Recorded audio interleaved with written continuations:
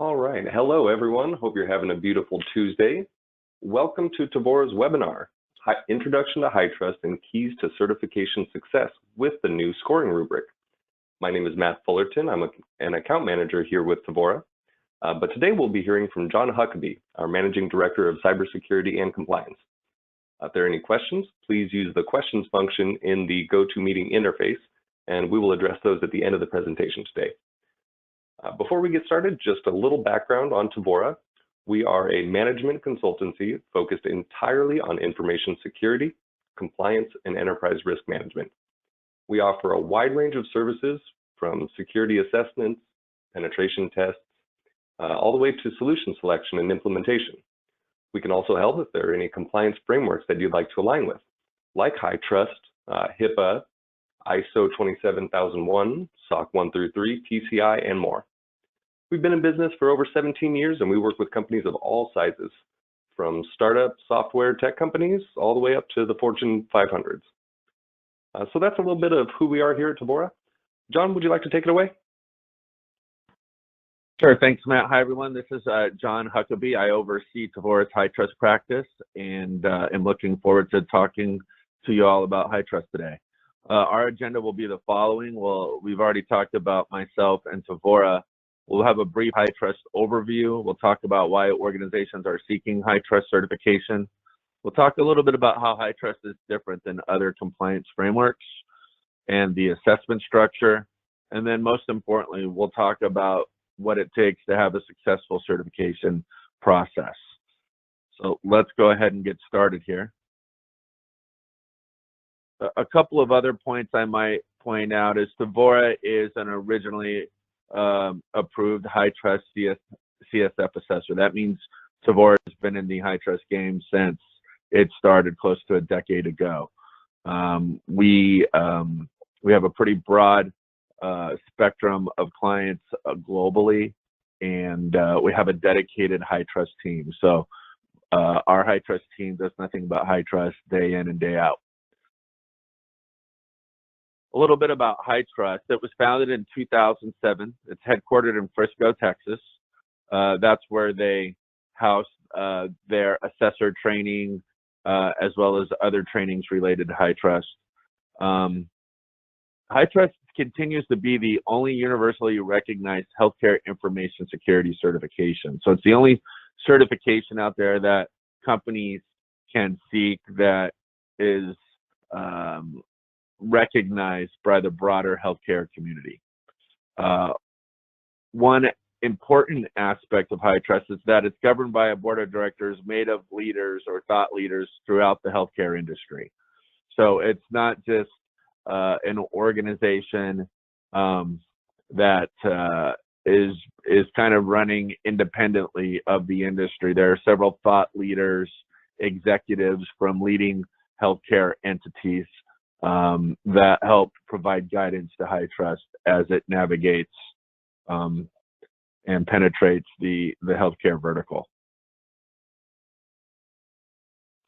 So why are organizations seeking HITRUST? One of the primary reasons originally is that covered entities were requiring their business associates to be certified.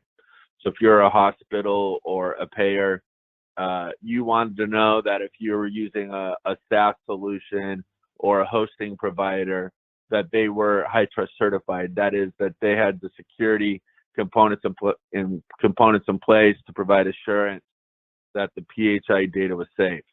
So that was the primary driver. It became a business requirement. We really saw that spike around 6 years ago, or begin to spike, I should say. Secondly, what we often see, and we're seeing this increasingly, is organizations just want to have a better comprehensive control framework to help them manage their security operations and better improve the security of their environment. We're seeing this a lot more where organizations they're implementing the HITRUST framework, but they don't really care to be certified. There's really no pressing business need to be certified. So we'll see that from time to time as well. Lastly, what we see, particularly among technology startups and other healthcare vertical startups or technology startups is that those organizations are really looking for a marketplace differentiator. One of the verticals we do a lot of work in, the kind of the telecom space, a lot of our clients, they want to be different than their competitors. And by putting that HITRUST certification stamp of approval on their technologies, it may help them win some business over their other telecom competitors. So those are the three primary reasons we're seeing organizations seek HITRUST certification. Let's talk a little bit about how HITRUST as a framework is different than other security compliance frameworks and certifications. First, HITRUST uses an online web application to manage the assessment from beginning to end, or at least it allows for that functionality. Almost all other frameworks do not do that. ISO, for example, there are some ISO certifying bodies that will use online web app to manage your corrective action plans or your nonconformities. But HITRUST really goes way beyond that, and it really utilizes its tool to reinforce not only the framework, but give organizations a tool to help manage the progress to certification throughout the journey. So that's a pretty distinct difference. It is worth mentioning that there is a fee to HITRUST for access to the HITRUST MyCSF online web application. So be aware of that when you're working with assessor firms starting your HITRUST journey. Secondly, there is a requirement for both the assessee and the assessor to interact with that tool. So it's not just the assessor kind of running the show for you through that tool. There are distinct HITRUST requirements, such as entering your corrective action plans that must be done by the assessee. So again, pretty relatively different than most other frameworks. You don't see that with most other frameworks like the PCI Data Security Standard, for example. Next, HITRUST is a free structure that is separate from third-party assessor fees. I think I already alluded to that. Just know that most assessors now don't put HITRUST fees on their own paper. I haven't seen that for over 6 years. So there will be two separate fees, one to your assessor firm that is helping you get certified, and then another to HITRUST for MyCSF access. Next, HITRUST audits the auditor on 100% of assessments. There are no shortcuts. So unlike PCI, unlike other frameworks, the assessor's work is QA'd, in this instance by HITRUST. So for example, if Tevora were to perform a HITRUST validated assessment or certification audit for your company, you can be assured that HITRUST is going to audit Tevora to ensure that Tevora did a quality job on its assessment. It's worth noting that Tevora has a great relationship with HITRUST and have never had any serious issues with that process. But it does give organizations reassurance that there are no shortcuts. There are no rubber stamping firms out there. At least it makes it more difficult to find a firm that'll just rubber stamp you and get you quickly certified. There aren't any shortcuts because HITRUST is really acting as the watchdog to ensure that there aren't any assessor firms out there like that, which is one of the reasons why I really appreciate the framework. And I think that why the framework has gained the respect that it has in the marketplace. Next, there's a pretty unique scoring for the assessments. Most assessments, like your AICPA SOC 2 or SOC 1 or the PCI Data Security Standard, ISO, you can go down the list. Most of them are kind of pass-fail. Either you're compliant with the requirement or you're not.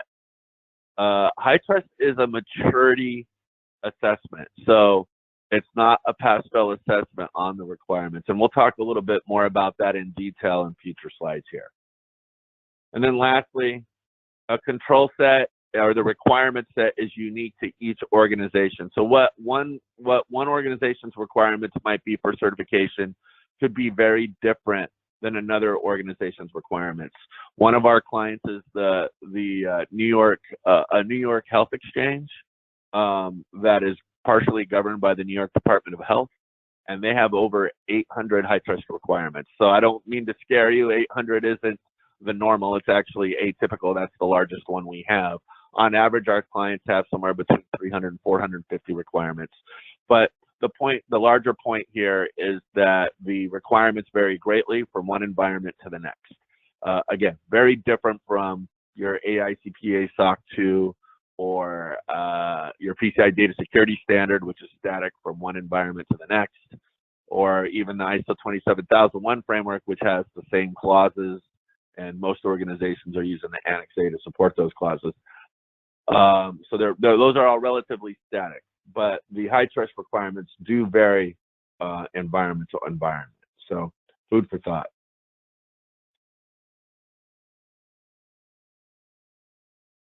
So a little bit of how the framework is organized. There are 19 HITRUST domains. Think of a domain as an organizational tool to organize the requirements. So you may have 300 requirements. Those requirements are broken down into 19 major domains. And we have a domain slide that will show you what those domains are. Each domain has multiple requirements. Each domain requires a composite score of 62% for certification. So what that means is that as a maturity model, HITRUST only requires that score of 62% for certification. So there are some requirements that you may not be meeting for a particular domain, but you'll still get certified because the larger domain has the score of 62% or greater. So a really important facet and somewhat unique to HITRUST. Each requirement is scored against 5 maturity categories. We'll speak to what those categories are in the next slide. So again, in most organizations evaluate on whether or not a controller requirement is being met or operating effectively. HITRUST actually assesses each requirement 5 different ways, and we'll talk about what those 5 different ways are. Lastly, the number of requirements can vary greatly, as I previously mentioned. One of the aspects that we just recently updated this webinar with is some recent changes from HITRUST that came out in December. Here are the 5 maturity categories that I was speaking to. They are policy, procedure, implemented, measured, and managed. This graphic comes directly from the HITRUST Alliance. Policy used to be worth 25% of a given requirement score. Now it is only worth 15. Procedure or written process used to be worth 25, now it is worth 20. Implemented, that is, has the requirement been implemented and is it operating effectively, was formerly worth 25%. That's been increased to 40. So they put more emphasis on whether or not the controls have been implemented and operating effectively. Measured, they've moved down to 10. Measured is, are you measuring the outcomes of the requirements? And then managed is, are you managing against those measurements? And that has been increased to 15. So some slight variations on the updates for those of you who may have been bumped into HITRUST in former years, but haven't been keeping up to date on some of its recent changes. These are the most recent changes. So of course, Tevora has updated all of its clients on these recent scoring changes. No strong opinion either way on these changes. It kind of is what it is. From a security perspective, you could argue that this is a better barometer of where an organization is at from a security perspective. Here are some more details on the new HITRUST control maturity scoring rubric. I'm not going to walk through the details here, and you can reach out to Matt and Tevora for this presentation afterwards, but just know that this is a pretty significant update to how assessors are to score individual requirements for each of the 5 maturity categories. In the past, I don't want to say it was vague, but there was definitely some gray area, and this new updated scoring definitely provides for a more prescriptive approach, which is a welcomed change from an assessor perspective, because at times it felt a little too subjective and this makes our scoring a little bit more precise. So that is the new HITRUST maturity scoring rubric. Back to the maturity categories, just the pie chart of graphically what each of those maturity categories represent. Policy, 15%, process, 20%, implementation of the requirement, 40%. Are you measuring the outcome of those requirements, 15%, and then managed, 10%? I think we may have got those mixed up. I think managed might be 15 and measured might be 10.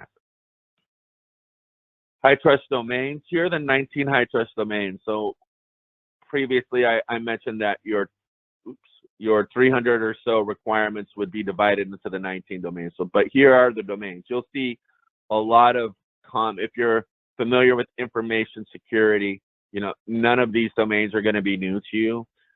A couple that I will point out that organizations typically struggle out with or receive lower scores on initially when we conduct our gap assessments. The configuration management, that is, how are you managing the configurations of your endpoints and your servers, and even your applications to some extent, that tends to be a lower scoring domain. Third-party assurance, how are you managing third parties that can impact the security and privacy of your data? That's typically a relatively heavy lift for organizations as well. A lot of these others, though, are pretty standard information security operational protocols that a lot of organizations are already doing or at least aware of that it's a current gap. So that's just a quick look at those 19 domains.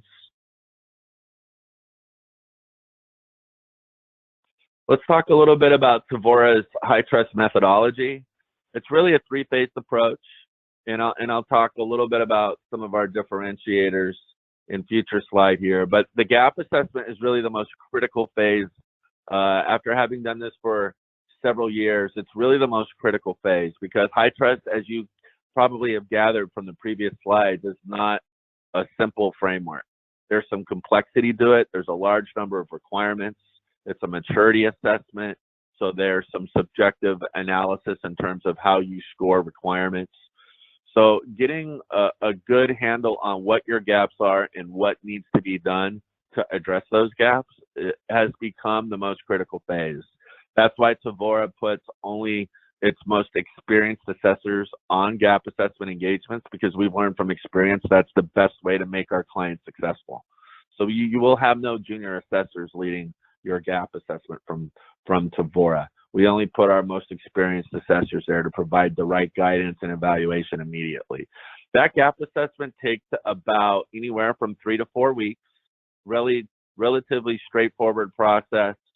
And one of the proprietary tools that we use is called our remediation workbook, which is where we'll capture a lot of those gap assessment details. But that workbook will then transition into your second phase, which is the remediation phase, and act as a project management tool throughout the life cycle of the engagement. So that's one of Tevora's big differentiators, is we have an end-to-end approach with tools to support that we've obviously honed over several years of becoming experts at this. So it's a big differentiator for us, and we believe it's something that really separates us from the lesser experienced assessor firms. The remediation can vary from anywhere from 3 to 6 months, maybe even longer, depending on an organization's timeline. We have some organizations that might take up to 2 years to perform their remediation, because really there's no impetus to get certified by a certain date. So they're just taking their time and approaching the remediation in a very slow and measured response. Our average client, unfortunately, that is not their approach. They usually have a mandate, or from either their executives or from their business partners, that they must be certified by the end of the year. That's the most common one. And, remediation for those organizations, like I said, it's typically 3 to 6 months.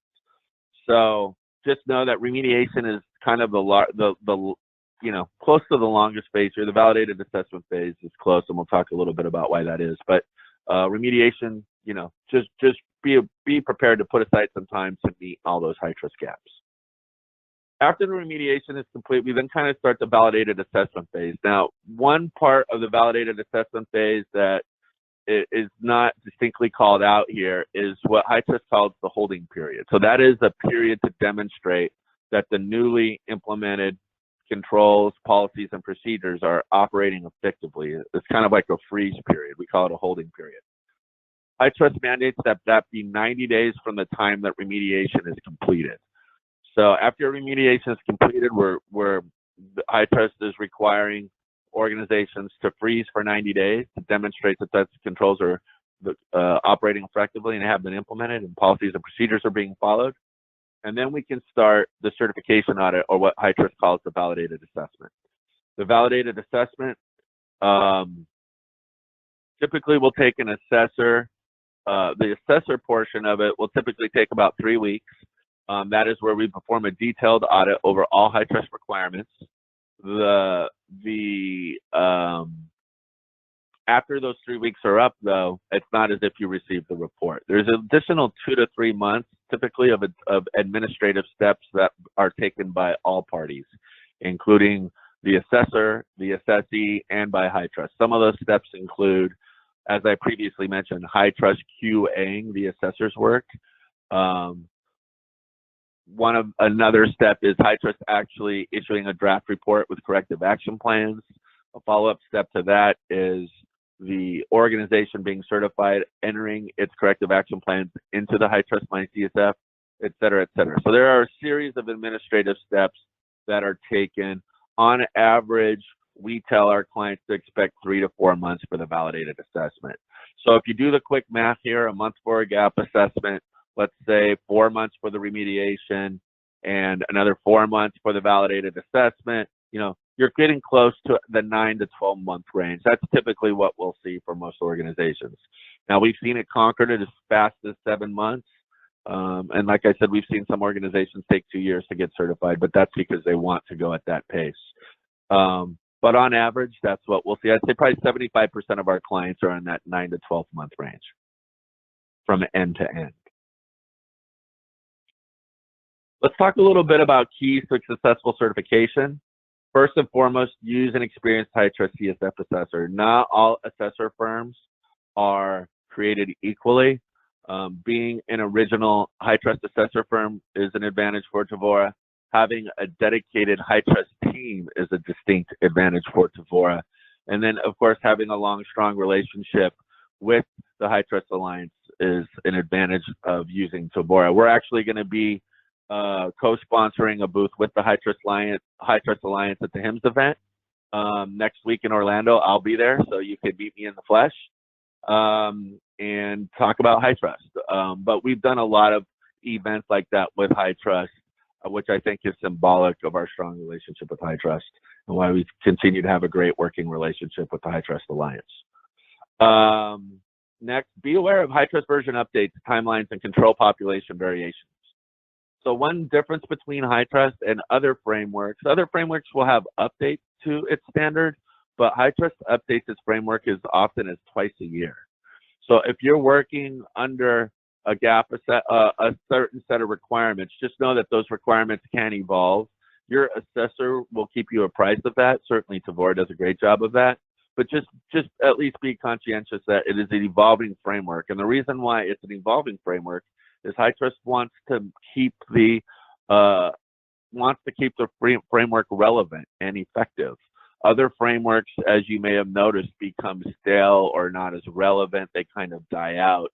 HITRUST is working hard to avoid that. So it's a great aspect of it, of the framework, but at the same time, we need to be aware of those changes as we're navigating through the certification process. The next piece of advice is get those requirements that's established accurately and as soon as possible. What I mean by established accurately, I would say 3 times out of 4, when an organization tries to establish their requirement set without an experienced assessor, they get it wrong. So make sure you use an experienced assessor to determine what your requirement set is. You do that within the HITRUST MyCSF, but just food for thought as you're establishing that requirement set. And why I say establish it as soon as possible, and you know, that's pretty obvious why you want to do that. You want to know what your requirements are and get a high level view of, ooh, we're not doing that at all, or hey, it looks like we're doing a pretty good job here. You know, this may not take as long as we thought. So one key to a successful certification process is doing those things. The next piece of advice is purchase the annual MyCSF subscription. If your company can't afford it, the subscription annually really avoids a lot of, let's say, hurdles. There is a cheaper option to not purchase a subscription, but it can be problematic as it has an expiration date tied to it. And it actually requires a repurchase in your interim year, your second year research, et cetera, et cetera. There are a lot of nuances to not having a subscription that make it less than ideal. So our recommendation is purchase the full subscription.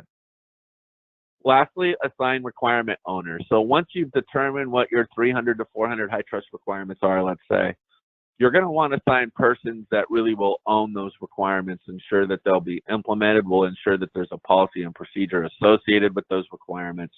It's kind of project management 101. Our tool helps you with that, and will help organizations navigate that. But just another piece of advice there, make sure you have requirement owners. Some more keys to successful certification. Document all procedures and policies. That, as you noticed, the policy and procedure scores were lowered in those first two maturity categories, but they're still worth a healthy chunk of your overall score. So we always overly emphasize making sure that you're receiving scores of 100 in those maturity categories. Tevora helps organizations do that. We provide policy, templates, and procedure examples during that remediation support phase. So, you know, you're in good hands if you're using Tevora for that. But if you're going down this path on your own without an assessor firm, which we don't advise, but if you are, make sure you're documenting all your policies and procedures. That's the quickest way to get that domain score of 62 that is required for the certification. Next, establish a strategy by domain. So what we mean by that is you only need that score of 62 by a domain. So just understand that you may not need to be fully compliant with every requirement initially to get certified. There may be some requirements that are just too difficult to be compliant with.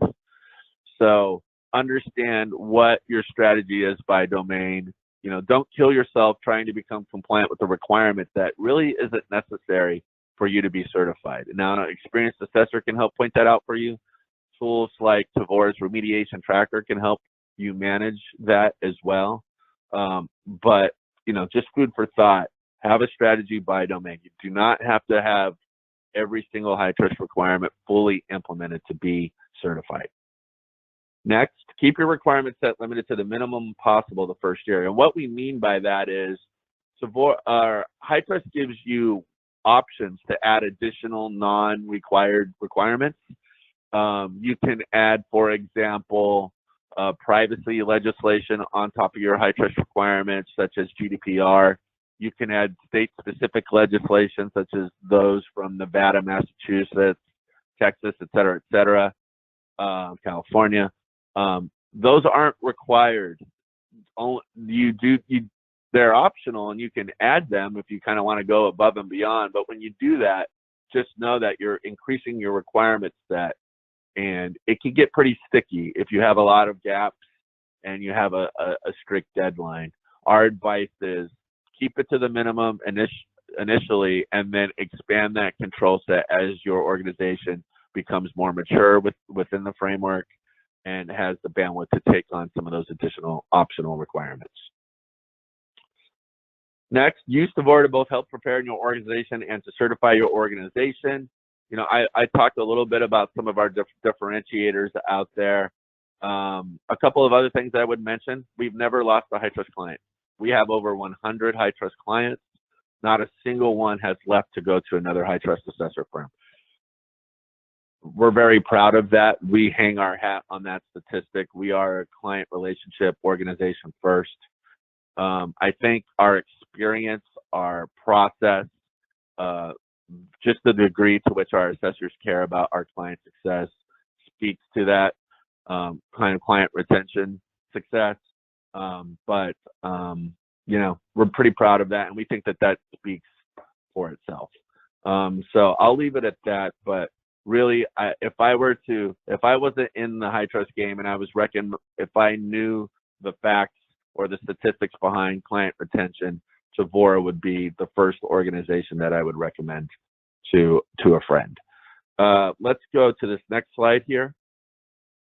Here's the Tevora value proposition. And I spoke to several of these. We provide policy templates. We provide procedure examples from previously certified environments. And that's a big one because 99% of organizations don't have most of the procedures that are required by HITRUST. They have a lot of the policy, but not a lot of the procedure. Strategic remediation, I think we've spoken to that. We provide an executive summary. So we don't just provide a lot of detail in a spreadsheet that is required to identify gaps and provide recommendations on how to address those gaps. We also provide an executive summary that's meant for a board of directors or executive committee so that they can get the 10,000-foot view on how your organization is progressing through remediation. We are a solution provider, as Matt may have previously mentioned. We do things like implement Splunk and Okta for our clients. Tevora is one of the very few HITRUST assessor that actually provides solutions. And we're not like other organizations where we're trying to, you know, ram them down your organization's throat. We just provide them as an added service. If you want them, great. If not, that's great too. But we have an excellent solutions team, and they work with all of the top security products that help organizations become HITRUST certified. Customer satisfaction, I think I already spoke to that. We value relationships. Tevora is a privately owned company started by a married couple, 17 years ago. So we don't have any private equity money. We don't have any external influences forcing us to drive profits or anything like that. Like, frankly, a lot of our larger competitors have.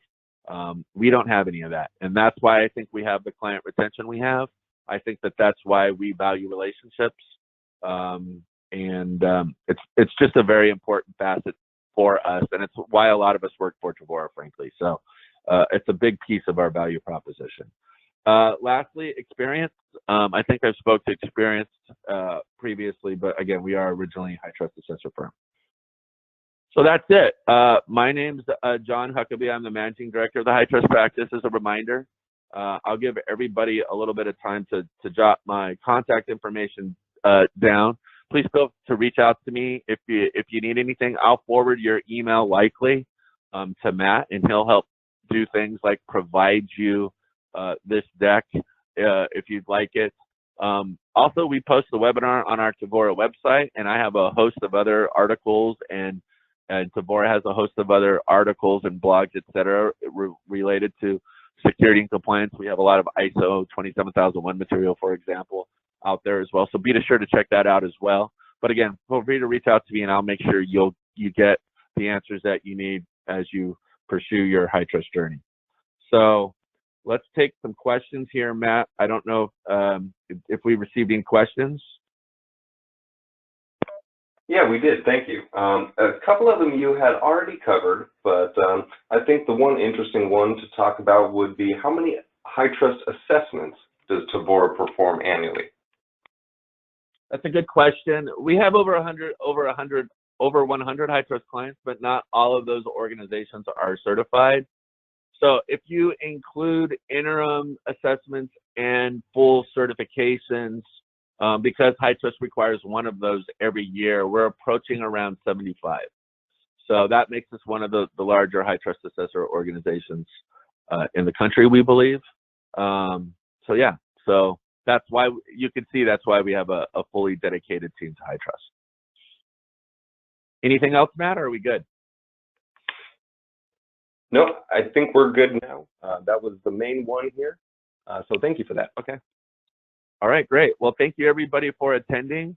Like I said, you'll see Tevora at all of the big related conferences, such as HIMSS in Orlando next week. We'll also be at the HITRUST conference in Texas in a couple of months in Grapevine. So please reach out to us if you'd like to meet us, or say hi if you notice us at those conferences, and we'll strike up a conversation. Have a great rest of your week, and thanks for attending.